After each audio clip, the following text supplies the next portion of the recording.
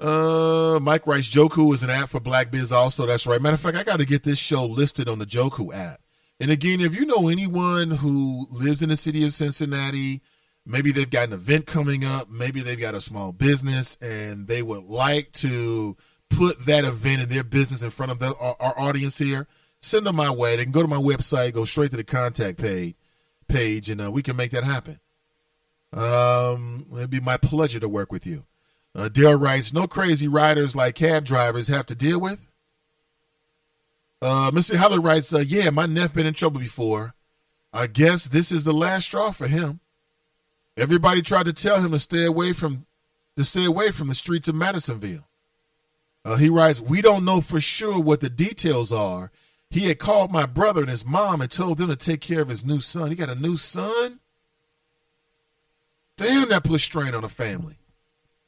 So now your brother has to take care of his grandson because his son is about to go to jail probably for a long time. Tanika writes, my cousin has great parents who have been married for at least 25 years. He hasn't been out of jail for very long, so he's been in and out of jail, huh? Was he in lockup like county or was he like in a penitentiary? Because that does make a difference. That does make a difference. Wow, that is heart goes out to the victims and heart goes out to your family as well because now your family, let's say this young man 25 years old, that's a young dude. At 25, man, I was in college. That's what I was doing at 25. At 25, I was in college. I didn't start doing radio until I was like 26 or something like that. Yeah, about 26. Well, maybe I did it the year before that. No, I think I was 26. So that's what I was doing. At 26, I was reading, expanding my philosophies, going to class, going to co-ed dorm rooms. Yeah, buddy. Yeah, that's what 25 is supposed to be. Not rolling around killing folks, shooting 2-year-olds. That's sad right there. Tanika writes, he's not 25, about 35. Oh, okay. Okay, sorry about that. Mr. Holly writes, he was in a penitentiary. Tanika writes, he was in a pen. Yeah, I've heard that it becomes like an incubator. Cats go up there and it's like, oh, I know what to do now. Oh, I ain't going to get caught. And they come right back out and go right to the same thing. Well, here's the deal, man. And you say the parents have been together for 25 years? Man, that's deep. That is deep. Cruther writes, at 25, I was in the Air Force. Yeah. So you should be doing it 25. 35. Ed writes, Nate, I hate guns, but what is the difference between the guy that played in the Sniper movie and the shooter in Dallas? Well, the difference is that he was the guy in the Sniper movie who was one of the most highly decorated snipers of all time, who ironically was killed, right, by gun violence. He got killed by a dude that he knew. It was a guy who was actually in the military, who was dealing with some post-traumatic stress issues and some other issues. And I think he killed this dude like at a firing range or something like that. I mean, something really, really ironic. But to answer your question, Ed, the difference is that the American sniper, he was killing for America. And when you're killing for America, it's all good. You know that.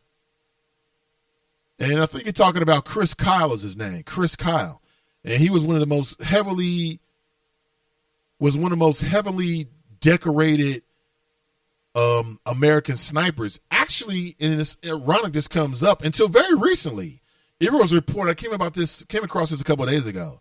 There was a report that actually the Navy corrected itself. And they actually took away or lowered the medal count for Chris Kyle. And as we understand it, in his book, American Sniper, he kind of lied about some stuff.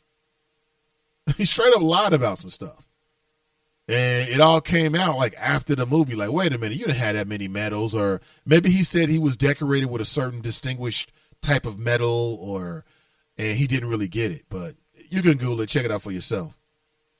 That's sad, man. James writes, 2 families hurting in the black community makes me sad. We must do better, my people. But what does that mean? We must do better. I mean, I don't really know Mr. Hollywood. I've never really met him, I don't really believe. So I don't know him like on a personal level. But, when you spend a lot of time, conversing with people back and forth, you kind of get a sense of like the basics of people's philosophy, just from how they respond to different questions. And we've talked about everything here on the Nathan Ivey Show. So to me, it seems like good people. Tonika seems like good people. So what else can you do than be a good person and raise your kid the right way and try to warn them about pitfalls? I don't know. I was raised different. Like I told you, my grandfather, who I revered, okay, I spent a lot of time with that man. I wanted to be just like him when I grew up. And now that I am a grown man, in a lot of ways, I am just like him. But he once told me, and it was the reason why one of the reasons why I never got caught up in the whole criminal game. Because I had my temptations. Growing up poor in Cincinnati, I mean, very, very, very, very, very many temptations. But I never did it. Partly was because my grandfather sat me down and told me, he said, listen, if you go to jail for something stupid, you robbing somebody, I'm not coming. I'm not sending no money. I'm not taking your phone call. You are on your own. And if you ever met my grandfather, he was one of those old school dudes that when he told you something, he meant it to death. He meant it on pain of death. And that's why he would never give me a quick no. He always thought about something, because whatever he said, that's what he meant, period. Like, I saw that man argue with all kind of folks, toe to toe, family members, friends, whoever, it didn't matter. Whatever he said, he was willing to deal with the consequences, period, all the way down. If the roller coaster goes bad, then we all go bad together. He was just that kind of guy. And so I kind of picked up on it. So when he told me, look, man, listen, you go to jail, I ain't coming, I knew he meant it. I knew he meant it. Kept me away from it. And guess what's going on? I'm going to tell the little Buddha and her little brother, same deal. I don't have no time for that, man. I didn't do it. So I'm not going to tolerate you doing it, period. And if you're big enough to do the crime, then what? You got to do the time. And I'll see you when I see you. And that doesn't mean I don't care. Of course, I care more than anybody other than his mother, than my children's mother. But that's just the way I was brought up. It's the way it is. Mr. Hollywood writes, my brother is very upset, especially about the child shot. Yeah, I can imagine. Okay, my son grows up and wows out and shoots somebody, I'm going to feel a way about it too, because I raised this boy. And whether I know or do not know, or whether people understand or don't understand, I know the way I raised him, but I still feel like whatever he does is going to be a reflection on me. That's a big deal right there, man. Wow, that is huge. Brittany writes, that's what's up to Crutha. My nephew in boot camp now for the Air Force, straight out of high school. I got no problem with that.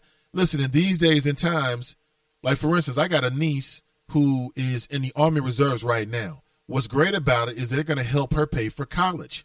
If your parents were not in a position to maybe have $20, $30, $40, $50,000 just waiting for you to go to college, and you got to do it on your own, perhaps you might want to look at going into the armed forces. Perhaps you go into the navies. Perhaps you go ROTC. That's a real option right there. And not only can you going to get some valuable skills and meet some great people, perhaps, and have experiences that will benefit you for a lifetime, but you're also going to set yourself up where the government's going to help you pay for your college. So you're not going to have crippling student loan debt to deal with when you're out of college. Something to think about.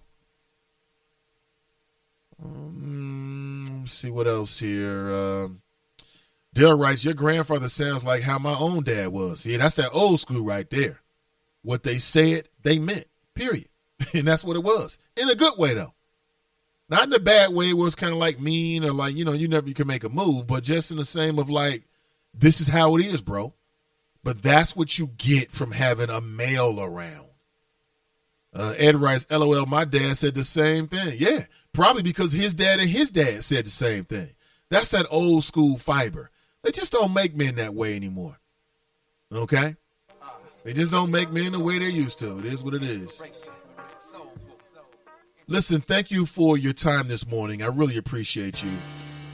This has been the Nathan Ivey Show. Today is a beautiful day in Mr. Ivey's neighborhood. Glad to be with you, as always. July 14th, 2016, tomorrow's Friday. I'm going to give you details about when I'll be broadcasting on Monday from Cleveland, live from the Republican National Convention.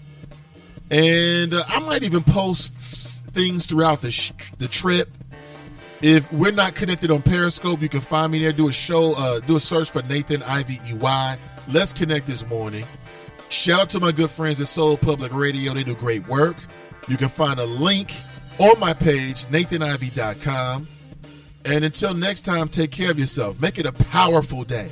My name is Nathan Ivey. Until tomorrow morning at 7 a.m., I'm out.